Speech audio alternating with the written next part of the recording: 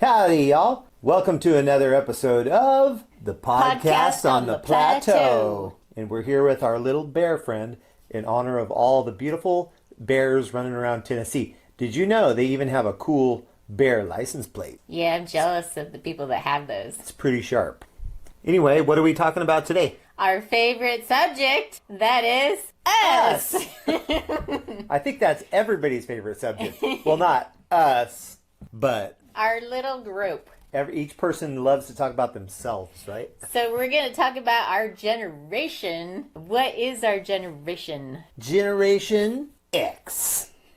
And no, not the new version of Twitter. Is that why Elon Musk named it X? Because it's from his generation? Maybe. Maybe that's why he's fascinated with the X. Yeah, Every maybe. company he takes over, it ends up having something with an X in it. Okay, so Generation X is born from 1965 to 1980. They're aged 43 to 59 years old. Some famous Generation Xers are Jeff Bezos, Britney Spears, and Venus and Serena Williams. Very nice. Awesome. And so what do you feel about being part of this generation? Are you proud to be part of this generation or no? Well, yes, I've argued often that this was the best generation to grow up in all of history. So we're the luckiest generation. Yeah, and I'll tell you why real quick. Because we got to grow up without stupid smartphones.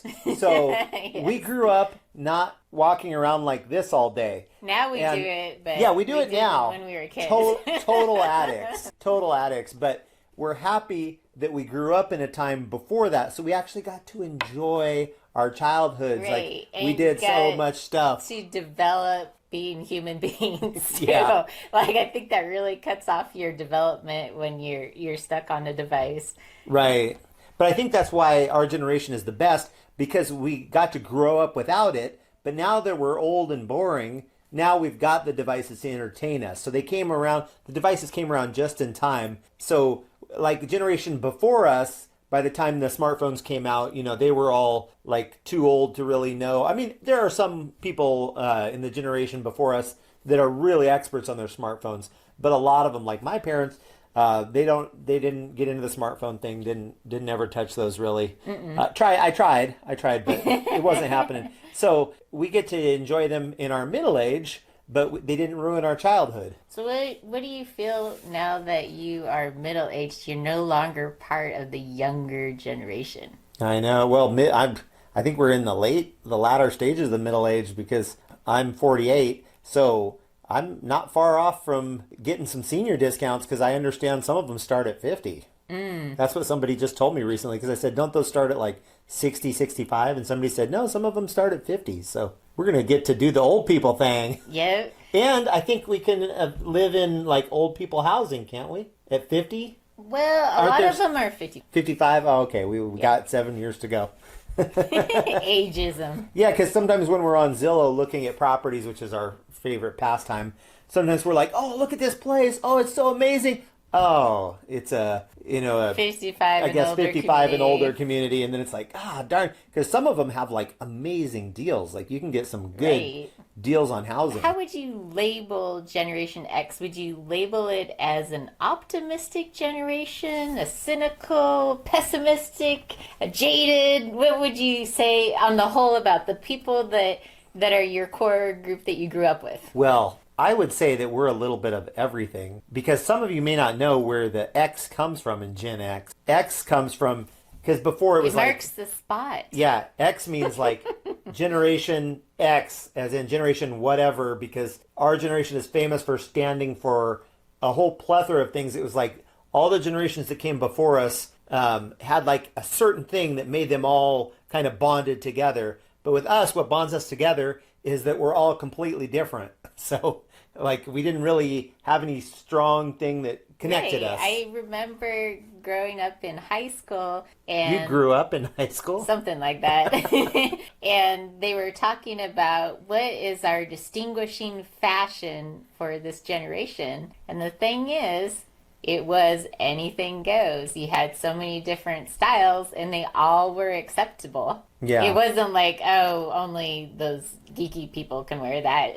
Everybody seemed to have their own style, their own Yes. way of doing things. I think that kind of harms me in a way now because I grew up with the, oh, you do things your way. And then you get kind of strong-willed about that. And when you get into the workforce, you got people telling you all the time, do things my way, not your way. And that kind of hurts you, I think. But I think as we were growing up, we were kind of pushed into being individuals and to really let your true selves out there, which was good in a certain way to develop your own character, but it was bad in that maybe so many people of our generation were pushed to be too independent. Could be, yeah. And I think that is why so our generation is sandwiched between the baby boomers, which were born from 1946 to 1964, so they're aged 60 to 78 years old, and the millennials, which were born between 1981 and 1996, aged 27 to 42. So what I have a big problem with those youngins is that they weren't taught to be individuals and to question everything. And so a lot of times they go about life without questioning anything. And that just drives me nuts because they can be so easily deceived because they'll just believe what they're taught Right. in schools because an authority figure taught it to them and they won't question it. Where I think the baby boomers were very rebellious and they would question everything. And we were somewhat as well. Yeah, like now everybody's like, oh, well, the science shows this. And they're like, oh, it's all about the science. And they don't realize science is not a unchanging thing. Science has changed over the generations like so often. And people think, oh, but today we're so modern. So the scientific discoveries nowadays, we can believe them, but it's like, no, It's no. always changing. We're discovering what we didn't know. Right. And just like, growing up in our time, it was like every year or two, here's a big one, eggs and milk, always the breakfast foods. It was like 1 year, eggs are terrible. They'll kill you. If you eat, one egg a day, you'll die. And then it was like a year later, it's like, oh, eggs are the most nutritious thing. And it's like, I think that's been going back and forth my entire life. I constantly am hearing how bad eggs are and how good they are. And the same with milk. Milk will kill you. It's horrible. It's like, I've heard people say it's the worst thing you can put in your body. And then other people are like, no, it helps with all these different things. So it's like science is not settled on anything. So youngsters, don't be like, oh, well, science says, so we can't question that. You question everything. So what is something that you're impressed about, though, about the younger generation? Well, I guess that they grow up with the tech. So like they're like every, person in the generation behind us. With our generation, it's mixed. Like we're so with tech. Some of us can, get manage it pretty well. Some not so much, but like the generation behind us, man, they like every kid, like every 5-year-old even nowadays, which that's even another generation, but they know everything on every device. They can operate anything. Yeah, and they're that's so pretty cool. Business savvy as well. It seems like these little kids know how to make a living by the 5th grade nowadays by doing different ventures online. They're so savvy about different things. It's very impressive. It's very impressive how society can push itself and we can learn to go a whole different way even though it's brand new technology. Yeah. Well, that's a cool thing just about living nowadays is there is a million different ways to make money. And even though like so many of them are brand new, ironically, the trades, and we harp about this all the time if you've watched our podcast before, the trades, which is like not new, that's the old, the electricians and the plumbers, those are jobs that like nobody wants to do anymore. So there's like a huge market demand for them. Like you can make 6 figures a year in the trades, which is like amazing. People are like paying all this money to go to school to be doctors. Well, there's people in the trades making more than some doctors nowadays doing plumbing and lighting and heating and air and all that. So it's like, it's cool that there's all these new ways to make money, but don't forget the old ways because we need people doing the trades. And you'll probably end up making more money, and you don't have a huge college debt hanging over you either. Yeah, it kind of reminds me because it is the very elite that becomes successful on social media such as YouTube. It's like 0.01% actually have a living at YouTube, the people that have channels. It reminds me so much of the turn of the century China, where people would kind of waste their lives studying for these specialized tests. And if you pass these tests, then you would be assured of a government position. And Yeah. so they would study for like 30 years, waste all those years where they could be making a good living in the hopes of winning the lottery, and making it to one of these government positions. And during this time, they would really put down traveling merchants or people that were actually making a decent living and weren't wasting time dreaming about the lottery. They were actually living their lives. She's not talking about the lottery. Yeah, the lottery as in obtaining one of these elite jobs, these special jobs that only a few people can obtain. It's kind of the same way here. Like, you can be a really famous YouTuber, but it's not likely that you will be. It's very unlikely. Instead, you should go into something that will give you a really decent living, like the trades, Yeah, plumbing. well, not to interrupt, but to interrupt. Even speaking of YouTubers, there's a trend going on right now. This has been going on for the last few weeks, maybe a month or so, of big time YouTubers like Tom Scott. Tom Scott, one of the biggest YouTubers out there, just announced he's done. He's done. He's walking away from YouTube, even though that guy has got to be making millions. But that's a trend now of big YouTubers quitting. So that's the other thing. Don't be thinking like, oh, I'm going to be a big YouTuber. Like, look into why they're all quitting, because it's not. And even to be hugely successful, it's not like, you see them maybe a couple times a week putting out videos, but they're putting in hundreds of hours into those. So I think some of them it's just burnout. To be one of the best YouTubers, you have to sacrifice your life to do that. And we talked to what's that kid down in Texas? Oh, the kid in Texas. Oh, with the farm. Yeah, Urban something. Urban Ranch, or What is his name? Ben Christie. oh, okay. Yeah, we were talking to him because he let us come down and try to shear one of his sheep one day, and that was such a disaster. It was terrible memory. One of the worst memories of my life. Yeah, but anyway, okay. He was super cool. He was super cool. Yeah. We sheared a sheep once at our farm in Oregon, and so we had thought, hey, decent this is equipment when we were doing that. Yeah. We actually had a really good pair of clippers. This time I was like, hey, I know how to shear a sheep, so he needed a sheep shorn. So I borrowed some shears from one of my neighbors who's a farmer, and they were old and rusty and nasty. And then the sheep. Oh man, the sheep was Ben's farm is like a rescue farm. So so somebody gave him these sheep, and they were just covered really matted down with poop and just junk and crap. And then I had these horrible dull shears. Yeah, we went to a store, anyway, but we ended up. That's all we'll say about that. Okay. Let's just say it didn't go well, No. and we were so embarrassed.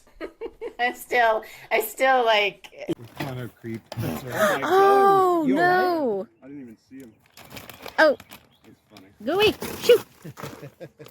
Yeah, Hang my head in shame. I know, because we had this awesome opportunity. I Yeah. mean, he was one of our favorite YouTubers. His channel was so funny. Yeah, It probably still is, but yeah, we don't watch it because we're still so embarrassed. It's been a couple years, and I haven't been able to pull myself to watch his. I'm gonna make a video about that, about the Someday experience. when you can cope with it. But Ben is just such an awesome guy, and he rolled with it so well. Well, the point of why yeah. I brought him up is talking about that pressure that very successful YouTubers have Right. for their fans to keep up that same level of quality. And he had such high pressure. The animals, like if any of the animals were to die or get hurt seriously, he has a lot of stress about that because all these little kids Urban Rescue Ranch. That's the channel. Oh, okay. All these little kids just hit me. watch his fun videos, and they get really interested Yeah, in, so he in said, the like, stories of if his something happens animals. to one of his animals, he'll get like thousands of comments, like, "How could this happen?" Well, you know. Yeah, it really upsets these little kids, And you can tell it affects him because he cares about not only the fans, but he cares about his animals. Yeah, and he's a little bit tough too because, you know, when you take care of animals, they often die when you're in that situation. But, you know, so he's kind of toughened up to it, but he knows that this really hurts the little kids, and so he feels that pressure to perform. So that can get tiring over a while. It's not just fun. I'm pretty sure a lot of my friends that do Twitch streaming and YouTube are very shy and awkward in person. I leave my old videos up for people to watch so that they can see Okay. how uncomfortable I need to go and was, see that. or how different. Yeah. The oldest videos are kind of cringe. Other big YouTubers that have been on for like 10 years, it's crazy to look at their first videos. Like PewDiePie, he's night and day different from what he used to be. Didn't you help us catch those pigs one time? Yeah. They escaped, so we're diving through the brush to catch feral hog piglets. It's been the exact same. It's awesome. Do you think that's normal to bond over catching feral pigs? Absolutely. It's also a lot of pressure. You got to keep up the quality. You have to make sure that you're presenting to your fans something that's not going to hurt them. Right. Yep. Yeah. So how did we get off on that rabbit trail? I don't Well, know. we were just saying about YouTube, about how we're kind of playing the lottery, Right. trying to make it big, and that a lot of people are actually, that did hit the lottery at it, actually decided to walk away. Yeah. They just got tired. It's a very stressful thing. Yeah, we're just talking about the fun and stressful new ways of making money in this Right. world, and how we should, you youngins out there should go and get jobs as electricians instead. Go to the trade schools, kids. That's right. So we're sandwiched between the millennials and the baby boomers. So we already talked a little bit about what we feel about the youngins. Let's talk about the boomers. Yeah, let's talk about them. So Let's tear into them. yeah, what do we feel about the boomers? Well, the baby boomers, they had it really good because most of them were born after like World War II, right? That's when they had So the they were boom. born 1946 to 1964. Yeah, so a lot of them grew up really well, and they grew up kind of in the age where you got a job, and that was probably going to be your career for life. It's not like nowadays where like very few people get to keep a career throughout their life. Back then, it was the norm. Like, you know, dad got a job and worked, mom got to stay home, and they kind of lived in the old-fashioned generation of that. And they ruined their children. And it's funny because the baby boomers didn't discipline their kids very much. So our generation, a lot of us turned out quite rotten and didn't know how to do a lot of stuff because they did a lot of stuff for us and they spoiled us.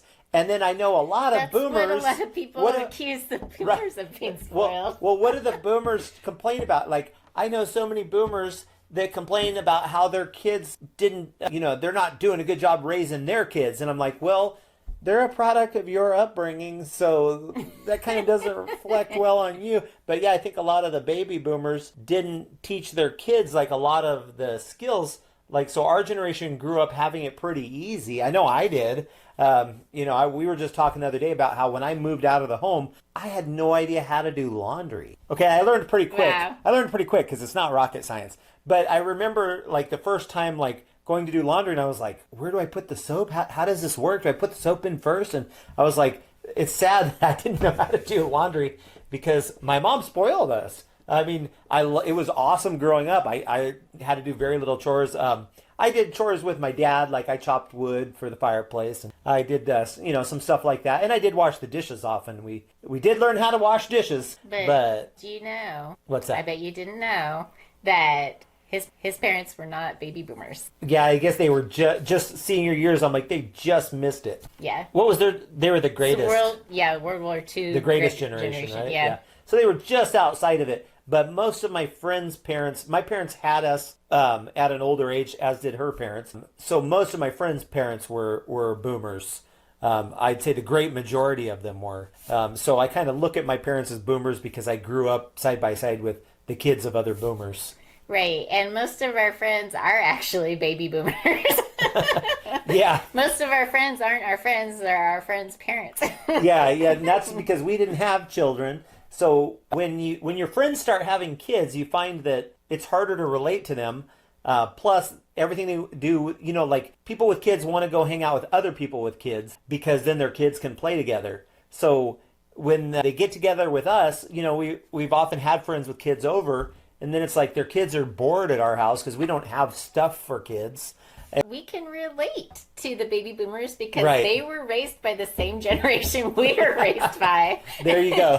There you go. So so we find ourselves having friends that are often 10, 15, 20 years older than us. That seems to be pretty normal for us. And I like that because I think that the older generations are really interesting people. I mean, I know the younger generations are very capable people, but they don't seem to have much skill in the way of communication that the older baby boomer generations do.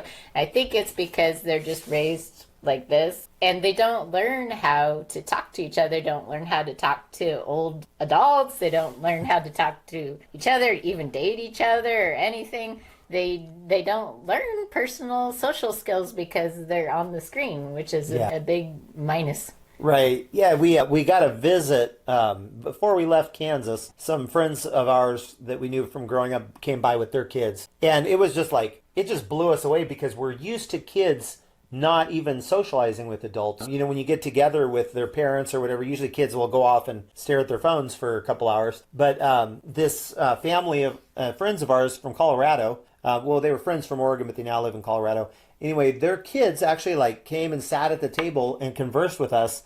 And we were just like, wow, these are some amazing kids because they can actually sit and relate with adults. And they were talking about interesting subjects, right. Not just talking about, oh, I'm so great at sport. Yep, that's me. I'm so great. Right. They were talking about interesting subjects about the entire world. Yeah. Yeah, and it just struck us because it was like, we've never seen that. Like, it's so rare that anybody's children want to even interact with adults, and then when they do, it's usually like, oh, let me tell you about what I'm doing at school and me, and then, they don't care about the old people, which, right. I mean, I can relate to that. When you're a kid, you know old people. I didn't care about what my friends' parents were doing. No. But anyway, it's just, it's such a rarity and such a neat thing when kids know how to interact with adults, and it's because their parents strictly regulate their screen time, because their dad was telling me they don't just let them go hog wild and stare at their phones all day. It's very controlled. So they learn valuable skills. And they're awake. Yeah. So I think parents, don't let your kids don't let this become their 24/7 babysitter, because they just miss out on so much in life and so many skills. Did you say your take on the boomers? Well, I love them because I think that they're really interesting people, and I'm kind of drawn towards them because of that.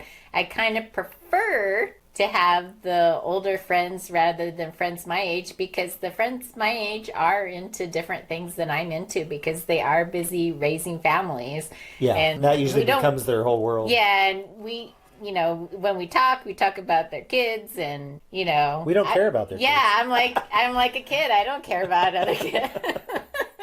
That's not entirely true. Yeah, no, it's not. But yeah, our interests are way different. I think we're more like an old retired couple because we live in an RV park with retired generation all around us, and that's we're kind of like an old retired couple stuck in a middle-aged body. What are them kids doing out there? That's right, that's us. Get them kids off the lawn. We sit around all day and say stuff like that. Yes. But I do like them. I think that they had it harder than our generation did, because I think that the beginning stages of growing up were boring. I like this excitement of knowing everything that's going on in the world, of always having all types of entertainment at your fingertips, at being able to just look up how to do something. Like, I don't know how to install a faucet on a sink, just look it up and then you'll know how to do it properly. So there's so many more opportunities for knowledge and for entertainment nowadays that the world is so much more exciting than it used to be. However, the people produced back then are much more exciting than the people produced now, because they have a lot more life experience, not just experience in the digital age. Yeah. And one thing that smartphones and Google did is, I like to say that they killed wonder, because you don't have to wonder about anything more. I remember, that's true. I remember when we grew up, it was like, I wonder how they make this, or I wonder how this machine works. Or now, like, there's no more wondering. You just say, Google, how do they, make sliced bread or whatever, and then boom, there's like a video showing you how it's done. Yep, and the neuronal pathways in your brain are being destroyed by not utilizing the pathways. Yeah. Because you're not subconsciously using those pathways Right. trying to find the answer until it finally hits you. Nope, you're just looking it up and then you're not going to and use that. Sometimes I fight against that, because sometimes I say, what was the name of this or that? And then she'll say, oh, I'll look it up. And I'll say, no, I'm going to think of it. And I'll not let her look it up. And sure enough, like 2 or 3 hours later, all of a sudden it'll pop into my brain. And then I'll be happy that I didn't look it up, because I'm like, my brain was kind of doing a background search without me even being aware of it. Because sometimes if you know that you knew something, you just can't think of it. Just let your brain mull it over. Don't look it up instantly. And I think that does work your brain, and you usually will come up with it. And it's funny because it'll happen when you're not thinking about the thing. All of a sudden it'll just pop into your head. You're like, oh yeah, I just got the answer to that thing. Just like if you rewind the video, neither of us could think of Ben's we name. couldn't think of Ben's name or the name of his channel. But what happened? Both of them came to my head later after we had moved on. Yeah, you're the one that remembers stuff. You can tell which of the two of us, which one looks it up.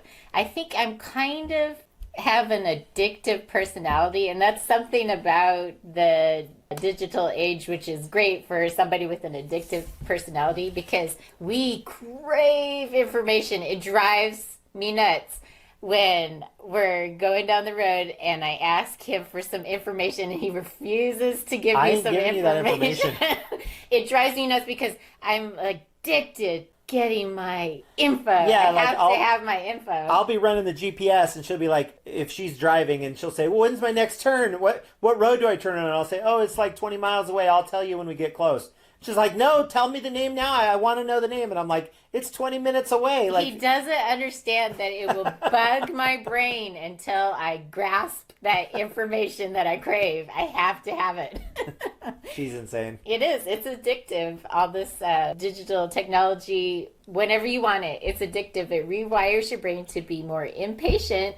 Like, I don't want to wait around for 20 minutes to get my info. I want it now. I want my data now. Yeah, so there's How did that song go? I want it all, and I want it now. Yeah, that's right. Who was that, Queen or somebody? Who sang that? I don't remember. I don't know. It'll come to us. But yeah, later. they were talking about our generation, I guess. So are you happy overall that you get to be part of this Generation? Part of this, also part of this. Also part of this. Yeah, I think, like I said, I think ours was the best generation, the best time to be alive, because we got to grow up without all the technology, but now we get to enjoy it. So we all have like amazing childhood. Talk to any Gen Xer or even the baby boomers, and we all have amazing stories of all the craziness that we did growing up. Whereas, like, I feel bad for all the subsequent generations, because I feel like if you're like, oh, what were some amazing memories, like all they're gonna remember is all the things they stared at. And come on, you're not even gonna really remember what you were doing. You're just gonna remember that you spent years and years staring at your phone. Yeah. So I feel bad, because it's like we were It's always not real life. Yeah, we were always out in the street playing with the neighbor kids, playing ball, jumping in the creek, jumping in the river, just nothing but adventures. And I think if I had a phone and unlimited access to free video games and all that, like, that's probably what I would have done. I probably would have just spent my whole day being fascinated by it. But I'm so glad that I didn't have that temptation. Yep. Yeah, it's good to be awake in a part of the world. Yeah, absolutely. Yeah, so what are we going to do to correct that? I don't know. The I don't know. EMP or Yeah. Gas Lynch? I mean, it's good to see that a lot of people are starting to move away from technology.